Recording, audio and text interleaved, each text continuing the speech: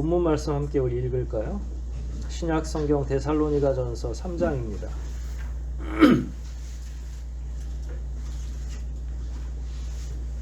신약 성경 데살로니가전서 3장 7절, 8절, 9절 말씀입니다.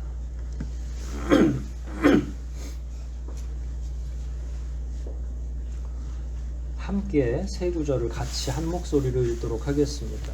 신약 성경 데살로니가전서 3장 7절로 9절까지 말씀입니다. 7절부터 함께 읽기를 시작하겠습니다. 이러므로 형제들아, 우리가 모든 궁핍과 환난 가운데에서 너희 믿음으로 말미암아 너희에게 위로를 받았노라. 그러므로 너희가 주 안에 굳게 선즉 우리가 이제는 살리라. 우리가 우리 하나님 앞에서 너희를 인하여 모든 기쁨으로 기뻐하니 너희를 위하여 이 어떠한 감사함으로 하나님께 보답할고. 아멘.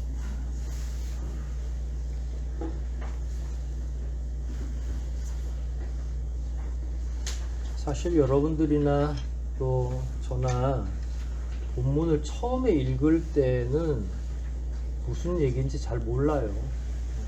그래서 저는 보통 성경을 한 서너 개 정도, 요즘에 나오는 쉬운 번역까지 서너 개 정도를 이렇게 펼쳐 놓고서 두세 번 먼저 읽어야 문맥을 좀 이해가 되고 맥락이 알려지고, 그 다음에 그걸 이제 묵상하기 시작해야 이 구절들 가운데 가장 핵심적인 것이 무엇인지를 깨닫게 되거든요. 그래서 저는 부탁드리기는 아무것도 안 읽고 오시면 이 자리에서 다 이해하시기가 어렵잖아요. 그래서 저희는 주로 연속 강해를 하기 때문에 다음 주는 어디를 읽으시면 되겠어요? 주일날 오시기 전에 10절부터 틀렸습니다. 다음 주는 성탄 예배니까 성탄 구절을 하겠죠. 그러나 순서상으로는 지금 말씀하신 것처럼 연속해서 계속 읽어 오시고, 보통 성경 공부를 열심히 하는 평신도들은 저처럼 번역본을 몇 개 집에 갖고 계세요. 쉬운 성경, 현대인의 성경. 그래서 뭐라고? 누가 그런 이상한 이렇게 생각하실지도 모르는데 실제로 그렇습니다. 성경 공부를 이렇게 다양한 분들하고 해보면 그런 분들은 다 성경을 여러 권 가지고서 자기 개인 성경 공부를 하는데, 쉬운 내용이지만 그럼에도 불구하고 이게 예전 번역이기 때문에 어순도 좀 다르고 목적어 배치도 좀 다르고 해서 한 번에 딱 이해가 되지 않아요. 저는 가능하면 여러분들이 본문을 읽는 순간에 한 번에 딱 이해가 되면 좋겠어요. 이제 그러면 다음 단계는 뭐냐면 좀 더 깊이 있게 같이 나눌 수가 있어요. 근데 지금은 어느 정도냐면 제가 본문의 뜻을 해석하는데 지금 굉장히 집중하고 있잖아요. 그러면 삶을 나누거나 더 깊이 있게 들어가질 못하는 거죠. 근데 원래 그런 게 돼야 이제 설교도 훨씬 더 여러분들에게 생동감 있게 다가오는데, 그래서 제 설교는 늘 그냥 본문은 해석하고 소위 적용, 애플리케이션이라고 하는 그 부분에는 약해요. 거기까지 가면 한 2시간 정도 예배를 드려야 되는데 그러기에는 여러분들이 인내가 안 되시니까, 그러기 위해서는 여러분들이 본문을 좀 더 미리 읽어 오십사.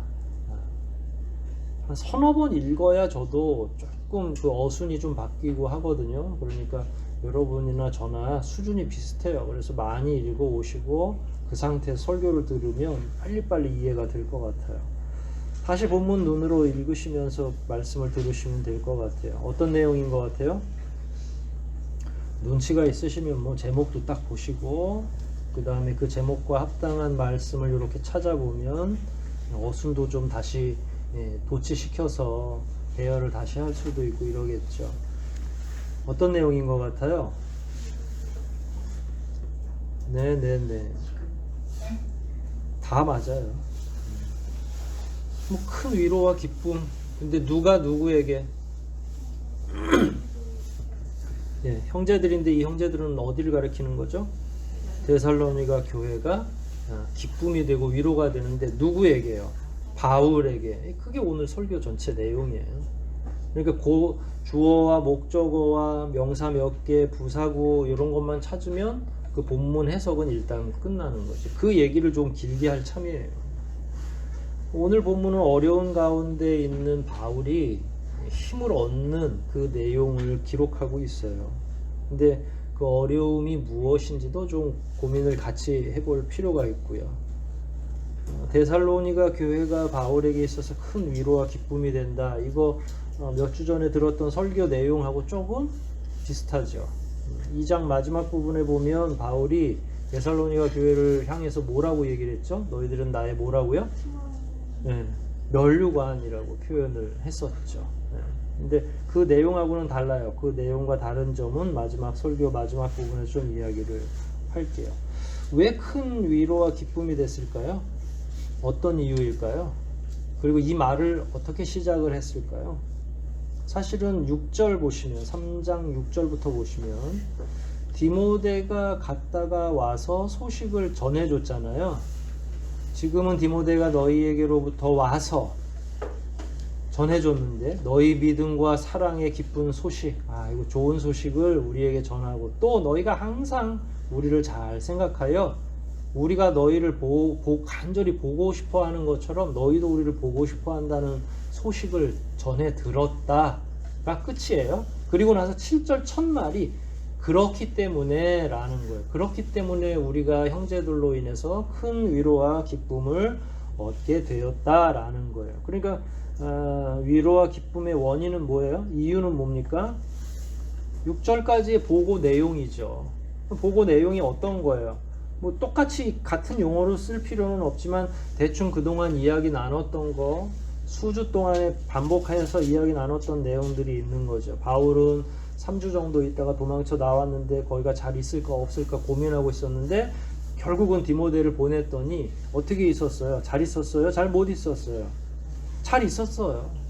그래서 그게 뭐가 됐다고요? 오늘 본문에 잘 있는 것 자체가 큰 위로가 됐고 기쁨이 됐고 힘이 난다라는 거예요.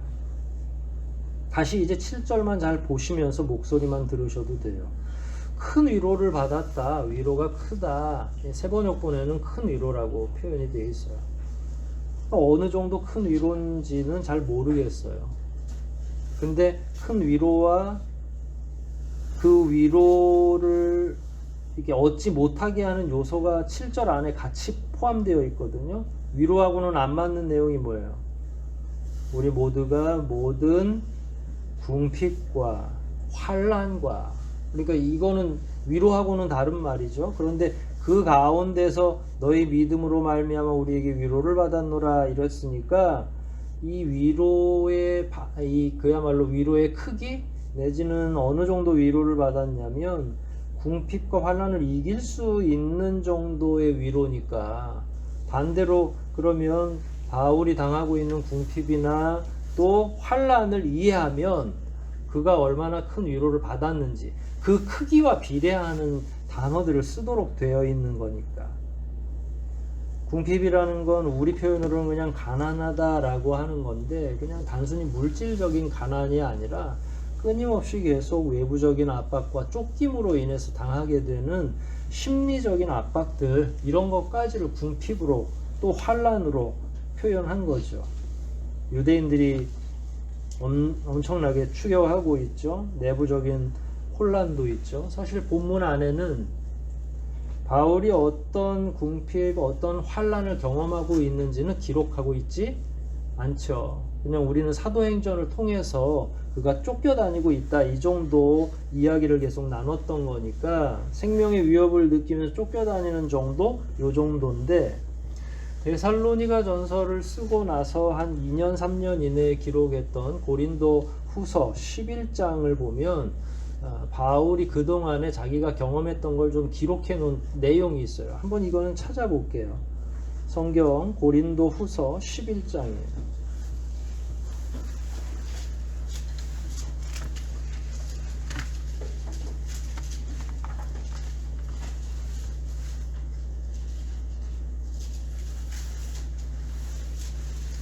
찾으셨어요? 고린도후서 11장 23절로 27절. 23절로 27절. 기간으로 보면 여기서 기록하고 있는 내용은 바울이 데살로니가 교회를 떠나서 다른 지역을 선교하면서 2, 3년 동안에 함축적으로 당하는, 근데 또 2, 3년 동안만은 아니었을 거예요. 왜냐하면 예루살렘 교회로부터 이제 파송돼서 안디옥 교회로부터 거점을 삼아서 다양한 지역을 1차 전도 여행, 2차 전도 여행 지금 쌓이고 있는 기간이니까 데살로니가에 오기 전에부터 이런 여러 가지 고난을 같이 당하고 때로는 그 이후에 당한 고난도 있는데 다 거기에 포함이 돼 있죠. 23절부터 한번 볼까요? 저희가 그리스도의 일꾼이냐 정신없는 말을 하거니와 나도 더욱 그러하도다. 내가 수고를 넘치도록 하고, 이제부터예요. 옥에 갇히기도 더 많이 하고 매도 수없이 맞고 여러 번 죽을 뻔하였으니 유대인들에게 40에 하나 감한 내를 5번 맞았으며 3번 태장으로 맞고 1번 돌로 맞고 3번 파선하였는데 일주야를 기품에서 지냈으며 여러 번 여행의 강의 위험과 강도의 위험과 동족의 위험과 이방인의 위험과 시내의 위험과 광야의 위험과 바다의 위험과 거짓 형제 중의 위험을 당하고 또 수고하며 애쓰고 여러 번 자지 못하고 줄이며 목마르고 여러 번 굶고 춥고 헐벗었노라. 27절까지 읽었어요. 뭐 이 정도면 좀 거지 같은 삶을 사는 거죠.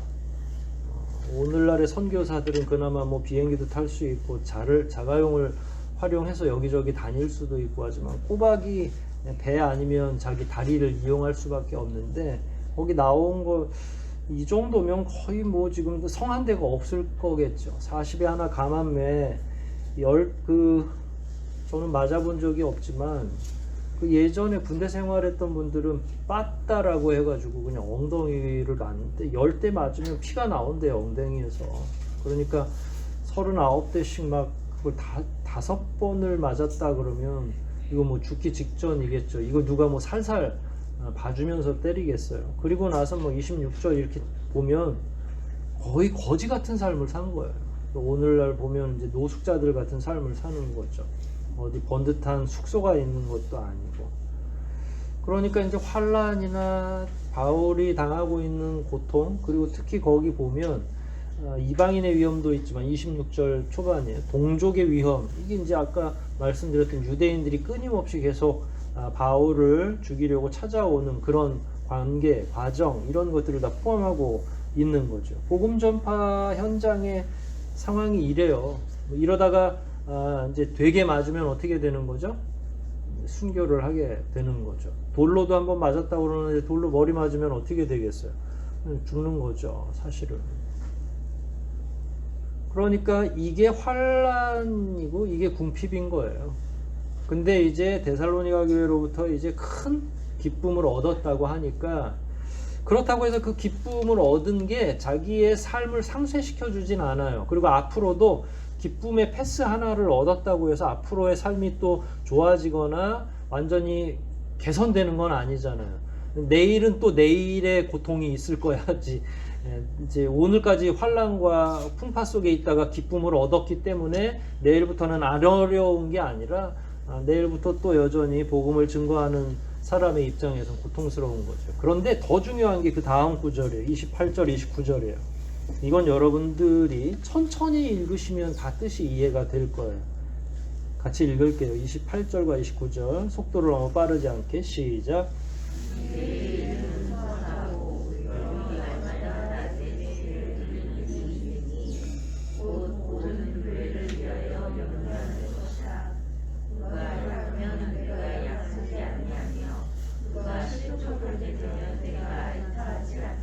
네.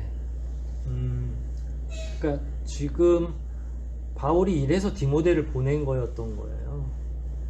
그러니까 데살로니가 교회가 마음에 너무 그냥 서걱서걱하고 마음을 편안하게 놔둘 수가 없는 거예요. 그 표현이 내 속에 눌리는 일이 있으니 모든 교회를 위하여 염려하는 그것.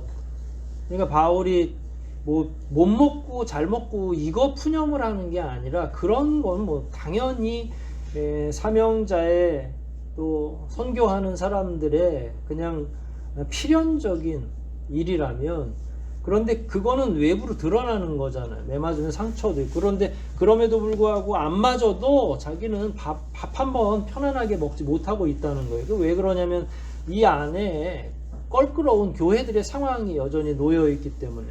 그래서 성도들을 생각하면 밥 한 술 제대로 편하게 먹을 수가 없는 거. 그러니까 우리가 처음에는 잘 이해가 안 됐는데 바울이 아니 뭐 떠났으면 그만이고 다른 지역에 갔으면 다른 교회를 힘 있게 하고 다른 교회에 더 집중해야 되는데 거기서 이미 2번, 3번 더 거리가 멀어지는 과정에서도 계속 마음속에 어디가 있는 거예요? 데살로니가 교회가 마음속에 사라지지 않는 거죠. 그게 이 본문 안에 있는 거예요. 고린도 후서에. 그러니까 밥이 넘어가겠어요?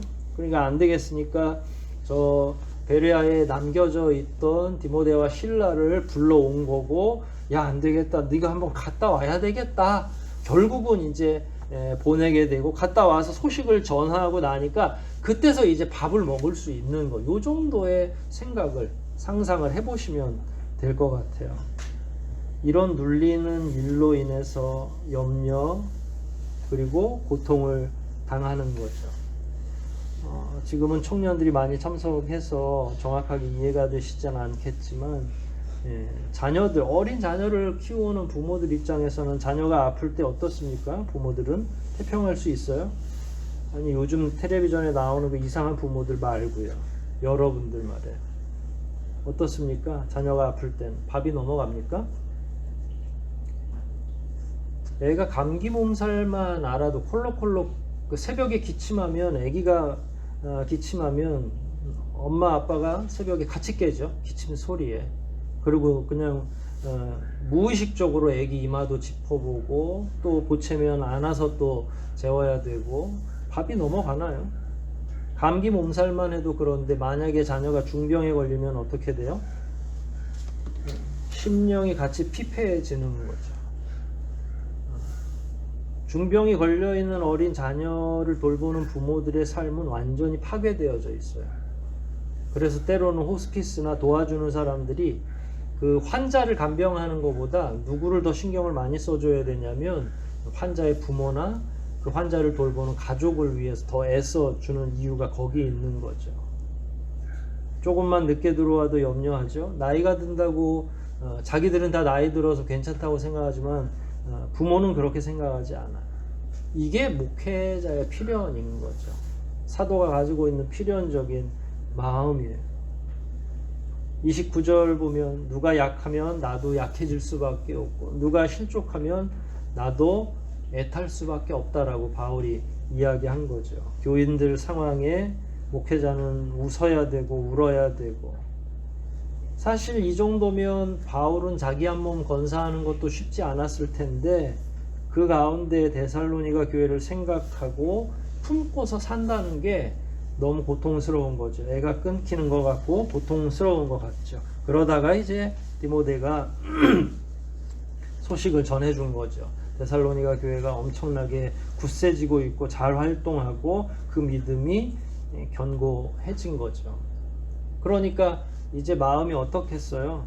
큰 위로가 되는 거죠. 그리고 나서 그걸 8절에서 다시 본문으로 돌아와 보세요. 데살로니가전 3장입니다. 3장 8절 한번 읽어볼게요. 그 소식을 들으니까 어때요? 이제는 시작.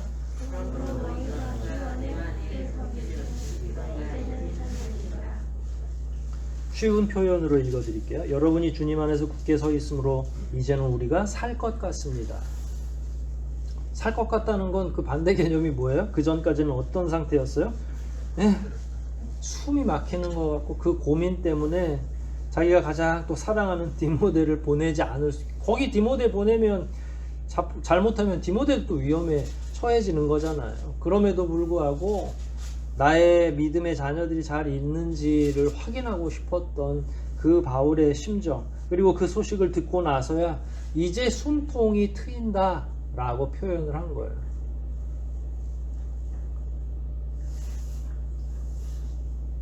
사실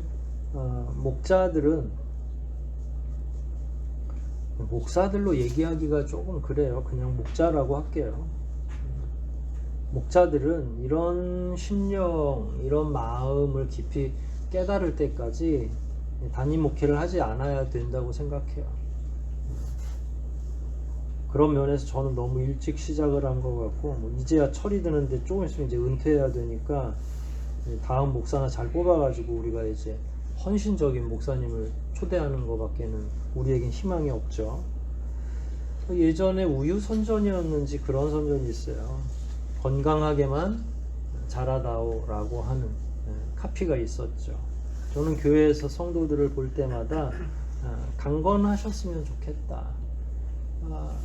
인간적으로 우리 청년들과 활동하고 또 우리 어른들과 활동하면 인간적으로 제가 여러분들에게 거는 다른 기대들도 있겠죠. 욕심도 있고 또 제가 배려받기를 원하는 그런 면들도 있겠죠. 당연히 관습처럼 목회자가 그 일종의 여러분들의 친절 가운데 익숙해져 있는 부분들이 있잖아요. 그러면 우리 교우들이 나를 좀 더 대접해 주기를 바라고 우리 교우들이 나에게 뭔가를 더 많이 해 주기를 바라고 하는 그 관습적 욕망이 목회자인 저에게 있다는 거예요.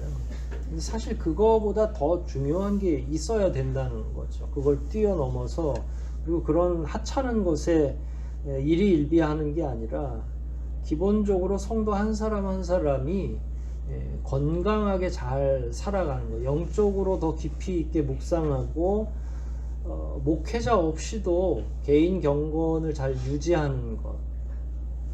이제 그러면 목회자의 무용론이 나올 수도 있죠. 목사는 그럼 날로 먹나? 제가 평생 소원이 그거였잖아요. 모토가 제 목회 방침이 날로 먹는 목사예요. 좀 쉽게 좀 했으면 좋겠어요. 근데 그러려면 여러분들이 저에게 좋은 선물이나 좋은 차를 사주는 게 중요한 게 아니라 여러분 스스로가 하나님 안에서 강건해지면 그게 날로 먹는 목회의 핵심이거든요.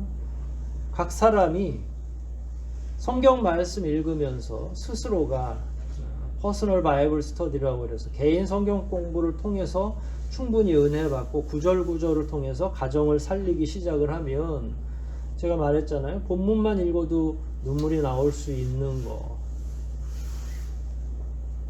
제가 끊임없이 계속 여러분들에게 원하는 건 그런 여러분들의 이 성장인 거죠. 저는 만약에 그게 가능해지면 굉장히 편하겠죠. 바울의 마음도 그와 다르지 않다고 생각해요. 바울이 씨만 뿌리고 도망을 칠 수밖에 없었지만 그 씨가 돌짝밭에 떨어진 건지 가시밭에 떨어진 건지를 확인하고 싶었던 거예요. 왜냐면 그게 확인이 안 되면 다른 데서 아무리 열심히 해도 그 지역을 2번, 3번 방문할 수가 없잖아요. 자기의 인생 그 루트를 봤을 때 한 번 가면 언제 죽을지도 모르는데 그랬을 때 바울의 간절한 마음은 제발 건강해 주기를, 영적으로나 육적으로 강건해 주기를 원하는 거죠. 다음에 다시 방문하지 못하더라도 그 교회의 새로운 주체적인 세력 가운데 장로가 세워지고 그 사람이 말씀을 증거할 수 있도록, 이런 것들이 바울의 마음속에 사로잡혀 있으니까 밥맛이 제대로 나오겠어요? 그야말로 그 소식을 들을 때까지는 숨이 턱턱 막히는 거죠. 오죽했으면 그 고민 때문에 자기 사랑하는 디모데를 다시 보냈겠어요. 이런 과정들을 생각해 보면 저하고 여러분이 집중해야 될 일이 무엇인지가 드러나는 거죠. 바울은 원래 굉장히 강건한 사람입니다. 디모데 혹은 실라도 그렇고 바울하고 같이 감옥에 갇히면 바울은 그냥 뭐예요? 밤새 찬송하고, 또 이제 옥문을 성령께서 막 열어주시면 도망 안 가고 간수가 자결하려고 그러면 또 오지랖 부려서 간수도 막 살려주고 전도하는 거죠. 얼마나 담대한지 몰라요. 외적인 세력에 대해서는 엄청나게 담대하죠. 그래서 환란을 환란으로 생각하지 않아요. 근데 이 양반이 딱 한 가지 문제만은 애간장이 다 녹는 거죠. 애가 끓는 거예요. 이게 심장 혹은 이 안에 있는 창자가 다 뒤틀릴 정도로 스트레스가 심한 거죠. 그 한 가지가 뭐냐면 성도의 어려움. 성도들이 지금 잘 성장하고 있는가, 이 문제. 그래서 교회만 생각하면 바울은 마음이 아프고, 교회만 생각하면 죽을 것 같고, 그래서 살아났다고 표현한 거예요. 이 표현은 절대로 과장스러운 표현이 아니죠. 죽을 뻔했기 때문에, 그 정도로 자기를 짓누르고 있었던 고민이 있었기 때문에, 심지어 두 곳 세 곳 장소를 옮겨가서 멀어지고 있음에도 불구하고 여전히 데살로니가의 교우들이 그 마음 속에서 나가지를 못하고 있는 거예요. 그걸 처리해야만 바울도 속시원히 장소도 옮겨가면서 복음을 증거하는 거죠. 그래서 이제야 그 소식을 듣고 안전하다는 내용을 다 듣고 평안이 찾아온 거죠. 평안이 찾아왔으니까 그 다음 단계는 뭐예요? 이제 하나님께 감사해야죠. 그게 9절 내용입니다. 본문 9절이요. 우리가 우리 하나님 앞에서 너희 때문에 기쁨이 있는데 너희를 위하여 능히 어떻게 하나님께 감사하면 좋을까? 이런 내용이죠. 사실은 이거는 전도를 해서 그 전도한 사람이 혹은 전도한 어린 영혼이 잘 자라가지고 세례도 받고, 근데 세례만으로는 안심이 안 돼요. 우리 교회도 세례 받고 떠난 사람이 되게 많아요. 어제도 그런 얘기를 했는데 집에서 나간 사람 제적까지 한 100명도 넘는다고. 세례 받고 정착해서 다음 세대의 이 교회를 위해서 헌신하고 또 새로운 일꾼들로 키워지고, 이렇게 해야만 그야말로 안심할 수 있는 상황이 되는 거죠.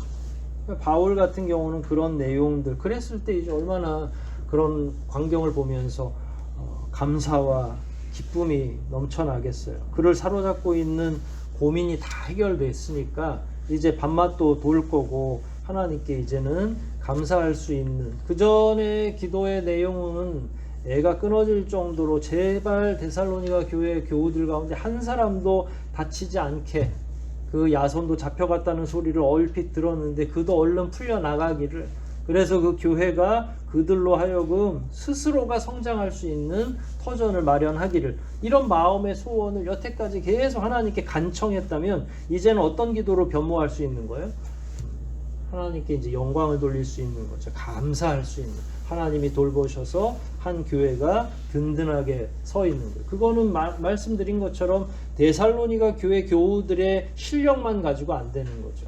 바울이 3주 동안에 전달했던 말씀의 파워가 아무리 있다 한들 그게 인간의 언어로 성장이나 혹은 든든한 믿음 위에 세우는 일이 가능했겠느냐? 성령이 개입하지 않고서는 불가능한 일이니까. 결국은 이 모든 일을 하나님이 하신 거니까 이제 하나님께 감사를 드리는 거죠. 참 바울과 데살로니가 교회의 이 관계는 오묘하죠. 우리가 아까 처음에 제가 모두에서 말씀드렸듯이 지난번 2장 17절로 19절 본문에 보면 바울은 데살로니가 교회 교우들을 향해서 너희들은 나의 멸류관이다, 참 귀하다, 이렇게 최고의 찬사를 2장에서 보낸 거죠. 3장은 그와 조금 달라요. 맥락이 비슷해 보여도. 어떤 점이 다르죠? 이제 3장은 자신의 솔직한 감정을 표현했어요. 2장 그 부분에서는 한 번도 자기 감정을 표현하지 않아요. 자기의 상황도 이야기하지 않습니다. 그러나 3장에 와서는 바울이 얼마나 환난과 고통 가운데 그 소식이 나에게 큰 기쁨이 되었는지를 이제서야 얘기하는 거죠. 오늘 본문 내용은 바울의 심정이죠. 그러면서도 동시에 삼위일체 하나님의 사랑을 표현하는 거라고 저는 생각을 해요. 제가 방향을 이렇게 잡은 이유는 사실은 제자도의 흐름으로 보면 제가 여러분들을 이 정도로 사랑해야 되는데 그렇게 가면은 제가 할 말이 별로 없어서 바울이 어디에서 이 사랑을 배웠겠느냐로 내용을 좀 돌렸어요.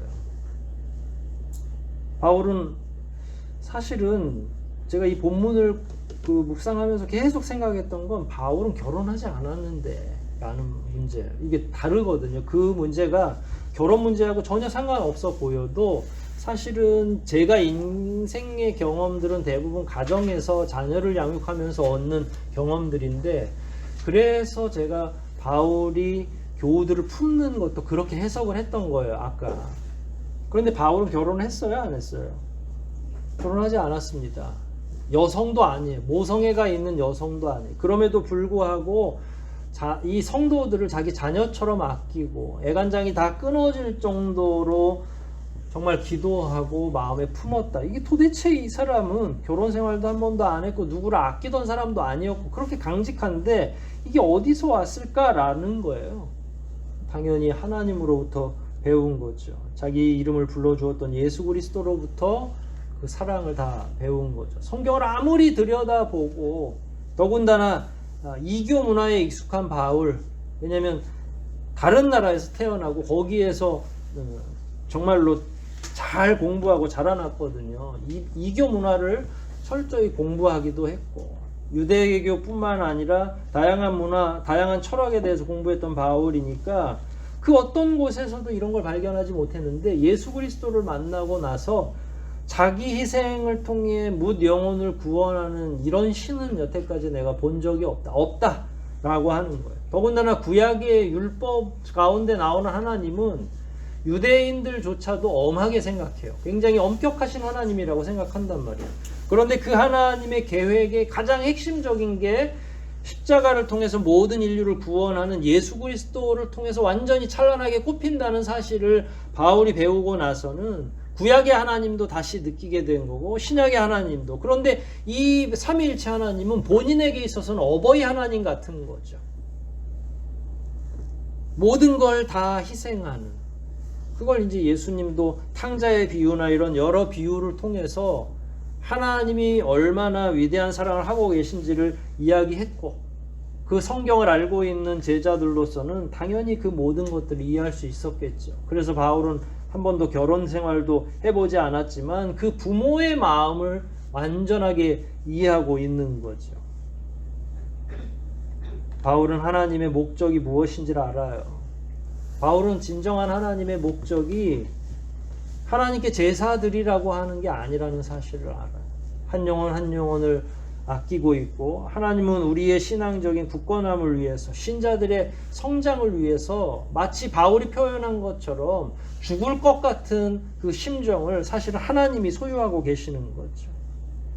많은 환난과 풍파 가운데서 자기의 믿음을 지키기를 간절히 원하고 계시는 건 바울이 아니라 그 바울 이면에 있는 하나님이에요. 바울은 그 하나님의 마음을 깨달았던 거죠. 하나님이 그렇게 하시고 예수 그리스도가 그렇게 하는데 그 일을 수행해야 될 사도인 바울이 넋놓고 있고 배불리 먹을 수는 없잖아요.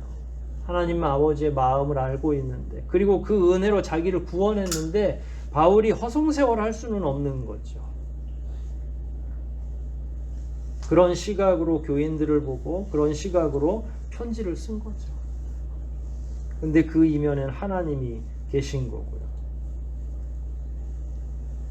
현실은 여러 가지로 저와 여러분들에게도 어렵고, 그럼에도 불구하고 하나님께서는 우리로 하여금 끝까지 견디시길 기다리시고 바라보고 계신다는 이야기죠.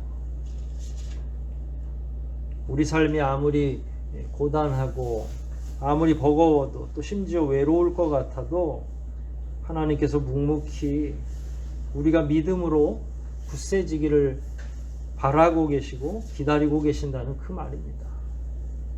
여러분들이 지금 경험하고 계시는 그 두려움, 그 외로움, 정직하고 진리대로 살려고 하지만 쉽지 않은 이 사회적인 여러 가지 형편들, 또 질병 앞에 무력한 우리의 현실, 이런 것들이 아무리 어렵고 우리로 하여금 힘들게 할지라도 그 이면에서 하나님은 침묵하고 계시지 않아요. 주무시고 계신 분이 아닙니다. 지켜보고 계시는 거죠.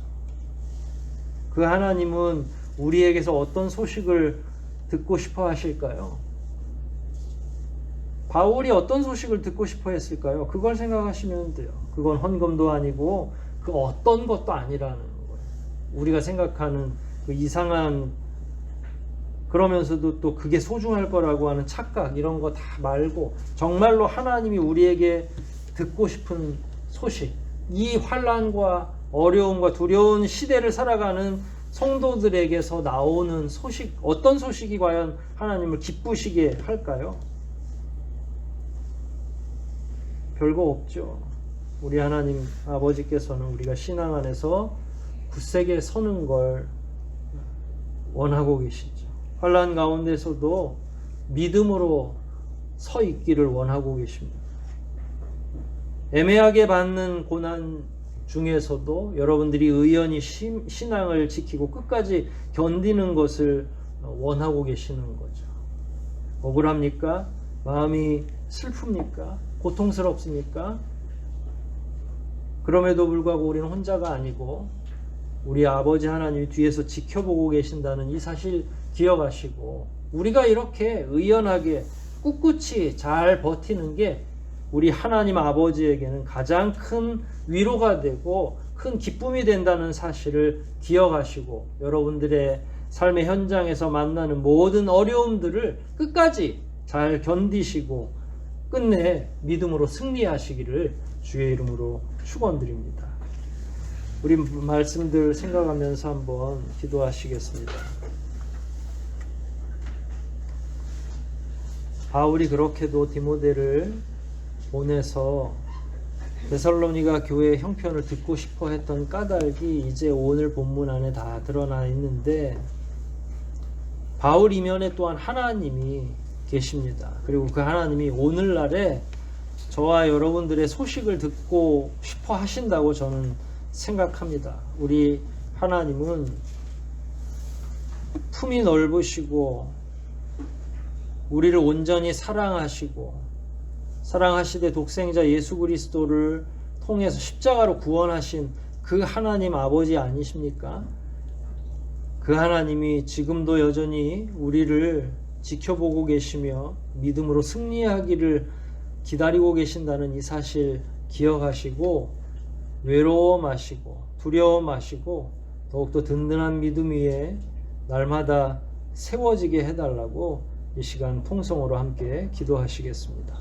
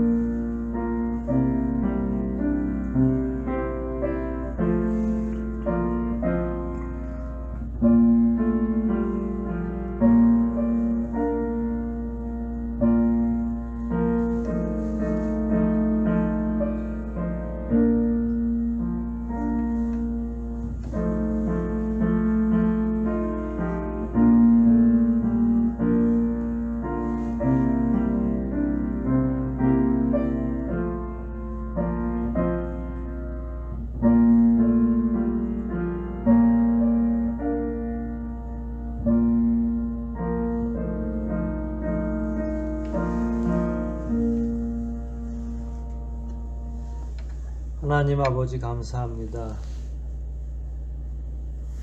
사실 저희들은 실력이 부족하여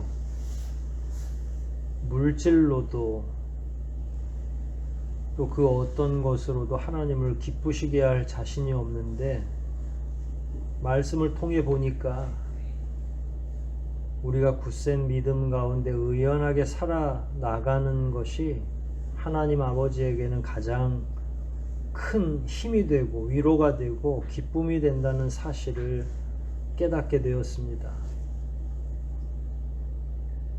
저희들이 비록 현실 앞에서 자주 두려워하고 자주 떨리는 경험을 하지만, 그럼에도 불구하고 우리를 지켜보고 계시는 아버지 하나님을 묵상하며 더욱더 의연하게 삶의 현장에서 믿음 가운데 바로 서 있을 수 있도록 도와주시옵소서. 우리가 살아가는 이 시대, 이 현장은 너무나 혼란스럽고 무엇을 어떻게 해야 될지도 알지 못한 채 흘러가듯이 살아가고 있사옵나이다. 과연 저희가 무엇을 함으로 하나님을 기쁘시게 할 수 있겠사옵나이까? 더욱더 우리의 묵상이 깊어지게 하시고 그 깊은 묵상 가운데 단순한 진리를 잘 배울 수 있도록 도와주시옵소서. 하나님 아버지께서 우리에게 원하시는 바는 믿음 가운데 굳게 서는 것임을 다시 한번 기억하고 날마다의 삶 속에서 더욱더 든든히 세워지는 주의 자녀들이 다 되도록 크신 은혜로 복내려 주시옵소서. 모든 것 주님께 의탁하오며 우리를 구속하신 예수 그리스도 이름 받들어 간절히 기도하옵나이다. 아멘.